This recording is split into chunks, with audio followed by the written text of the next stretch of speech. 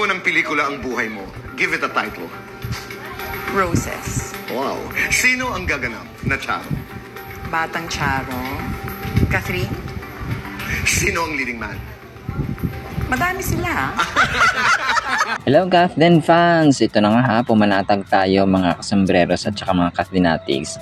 Kasi itong picture na ito mga kasambreros, ngayon ko lang nalaman yung totoong storya, no? Na nagkita pala talaga si Ma'am Catherine at that time. This was January, no? Sabi ng mga nakakita dito mga kasambreros na may witnesses na nagkita nga raw si Ma'am Catherine mga kasambreros at saka si Sir Alden, no?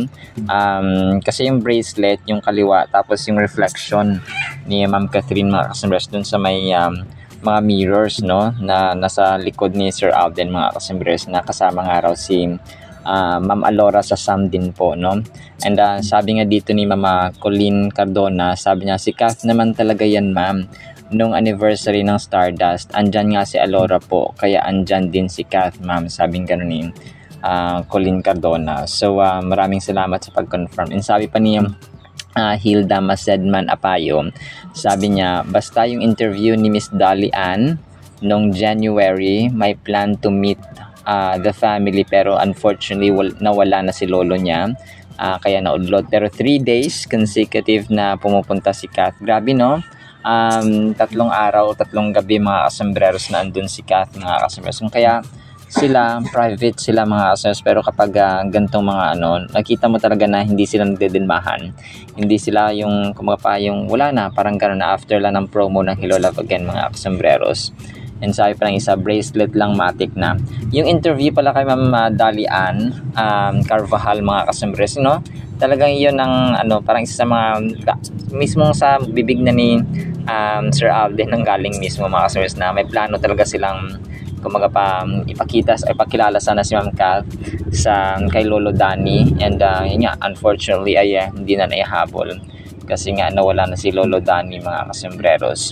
So dito natin masabi na team panatag tayo mga kasambreros. And share ko tong picture na to kasi, at saka yung information kasi ngayon ko lang din nalaman na ito pala yung storya nun mga kasambreros. And then nakita nila yung grabe mga investigadores talaga ang mga Kathleenatics mga kasambreros.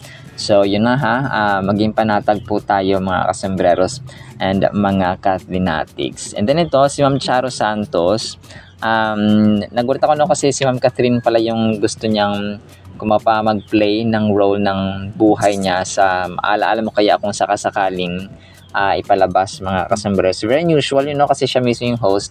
And for the longest time ay siguro first time na ipapakita yung kanyang buhay sa television. And the box office queen herself ang gustong-gusto niyang mag-portray nun mga kasambreros. And natatawa ako dito kasi nung tinanong siya kung sino yung leading man na gusto niyang makasama, and sabi niya madami daw siyang naging leading man, kaya nalito siya na kung sino yung pwede niyang i-portray mga kasambreros, or ilagay or isama doon sa may papalabas ng kanyang talambuhay mga kasambreros. And then ito, sobrang kulit ito. Kung naalala niyo si KJ Reyes, yung isa sa mga contestants ng Hello Love Again contestants ng Pilipinas Got Talent, na nag-compose ng kanta para kay Ivana. Sabi na Ivana lang. Pero ngayon, yung kay Catherine nga, tinutuon niya mga kasambreros, kasi nga nag-audition siya, parang na-ekis yata siya, tapos yung Catherine na lang yung parang hindi no. Tapos sabi niya, kung mag-yes daw si Ma'am Catherine, parang nag-bargain siya, no? Kung mag-yes si Ma'am Catherine, ay gagawa niya rin siya ng kanta. So, yun nga, nasabi ni Ma'am Catherine, so yes, gawa ka pa ng maraming kanta. Tapos ginawa niya ng kanta mga kasambreros. And yung title niya is si Catherine, no? Ganun mga kasambreros. So, parang famous ba, no? Si Catherine, tapos si Catherine, no? By KJ Reyes mga kasambreros. No, kung ma-discover ito sa TV or or mapapanood or mapansin ng ABS-CBN, talagang mabigyan dito ng break mga kasambreros si KJ Reyes. Kasi siya, unstoppable siya sa kanyang sa kanyang passion na gumawa at mag-compose ng mga comedy songs, no? Novelty songs sa mga kasambreros. So ipagpatuloy mo lang niyang Sir KJ Reyes. Malay mo, 'di ba? Ipapublish or is a sponsor ng ABS-CBN mga kasembreros. And then ito, si Pops Alden ay nag-Instagram story. Yung kanyang pinost dito, sabi niya ay this kind of friendship. Yung yung hanggang tumanda mga kasembreros, no? Hindi ko alam kung sino tong dalawang matanda na parang hanggang sa naging matanda na sila ay friends pa rin sila mga kasembreros. So sobrang sobrang ang lalim, no? Dapat din natin kapupulutan ng aral. And then another story niya, no? Biking moment mga kasembreros by Shintaro Valdez naman ito, no? Kasama niya.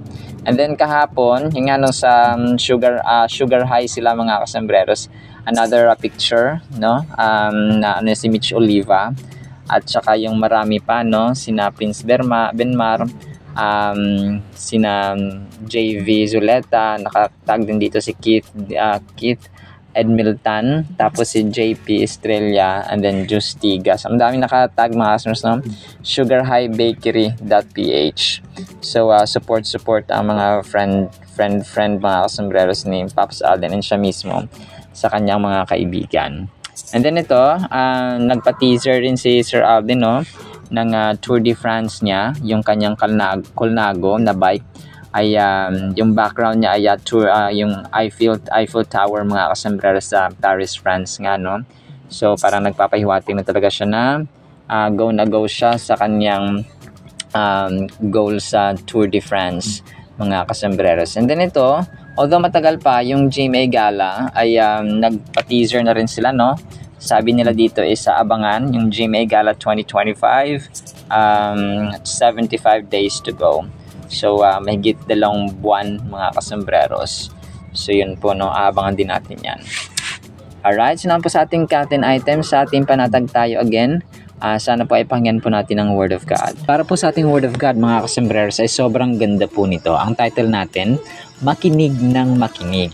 Romans 10:17. So then faith comes by hearing, and hearing by the Word of God. So ang Book of Romans mga kasembreros, kaya siya inulit-ulit mga kasembreros, no? Makinig ng makinig.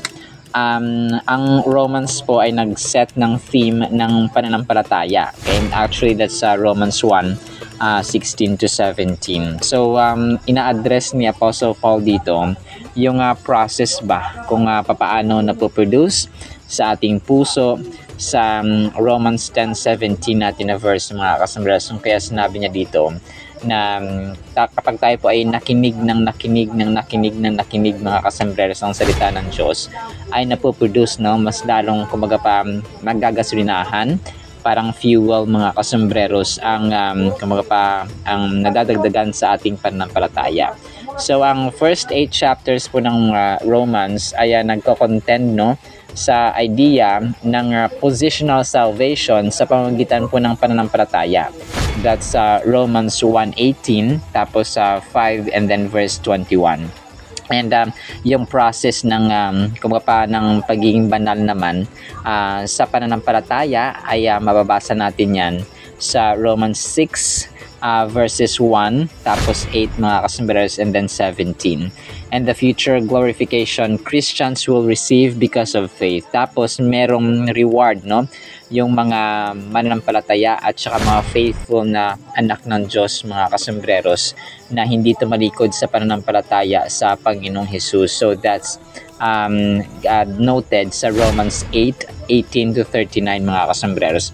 And yung chapters naman ng Romans 9 to 11 ay yung mga gawa, no, from the implied question. So has God then failed to fulfill His promises to Israel? So yung Book of Romans mga kasembreros ay isang book actually na napakagandang basahin when it comes to strengthening and then yung pag-nurture ba, no, ng ating pananampalataya mga kasembreros.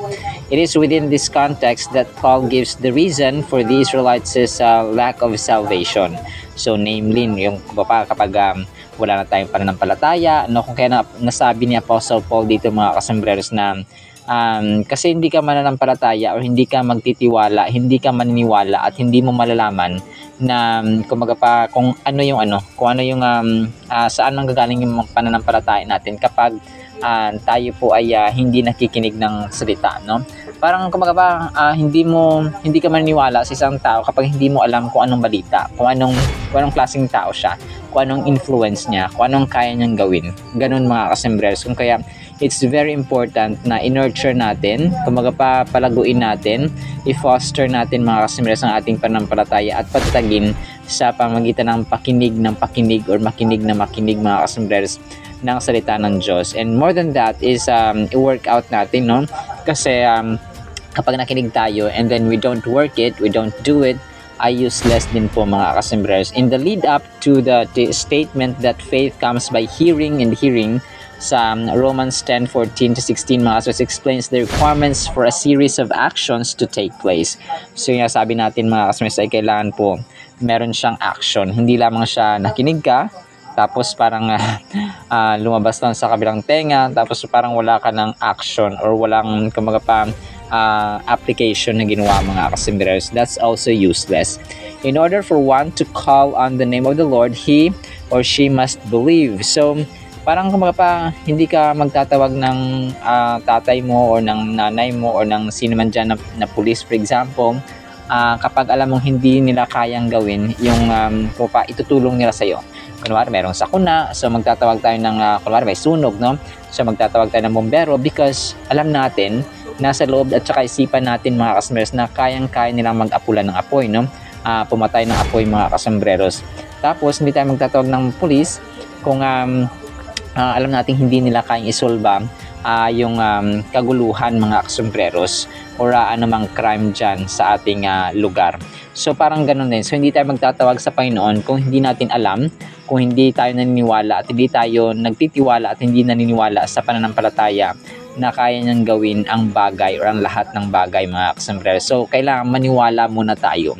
Yan ang sinasabi dito mga sino mang tumawag, for example